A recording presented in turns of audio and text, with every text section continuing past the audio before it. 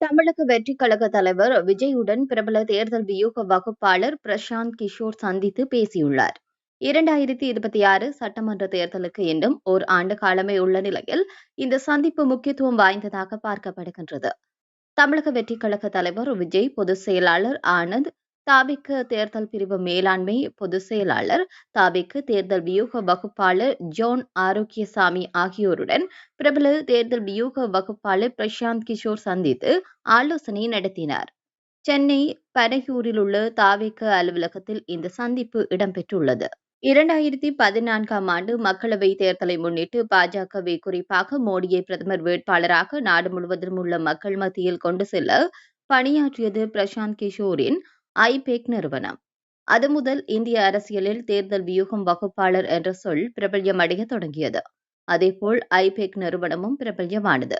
பாஜக தொடங்கி காங்கிரஸ் மட்டுமல்லாமல் பல்வேறு பிராந்திய கட்சிகளுக்கும் இந்த நிறுவனம் தேர்தல் பணியாற்றியுள்ளது.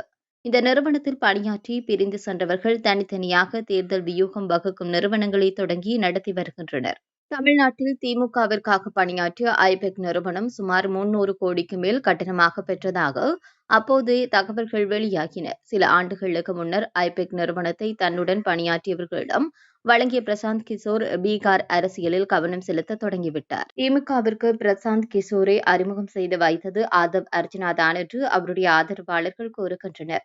திமுக தலைமைகளுக்கு நெருக்கமானவர்களுடன் ஏற்பட்ட மனவருத்தம் காரணமாக ஆதவ் அர்ஜுனா திமுக பக்கம் இருந்து நகர்ந்து விசிகவில் இணைந்திரு துணை பொதுச் செயலாளராக பணியாற்றினார். விஜயின் அரசியல் வருகைக்கு பின்னர் விசிகாவில் இருந்து விலகி தாவேகாவில் இணைந்து அங்கு முக்கிய பொறுப்பை பெற்றிருக்கின்றார்.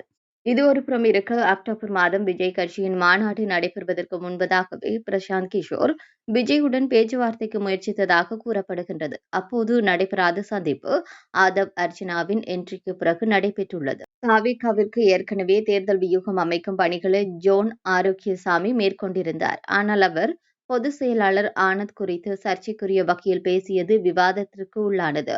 அவரும் தற்போது ஆலோசனையில் ஈடுபட்டுள்ளார். 2026 சட்டமன்ற தேர்தலை முன்னிட்டு இப்போதே அதற்கான பணிகளை தாவேகா முன்னெடுக்க தொடங்கிவிட்டது. பிரசாந்த் கிஷோர் சந்திப்பில் அது மேலும் தீவிரமாகும் என்று கூறப்படுகின்றது.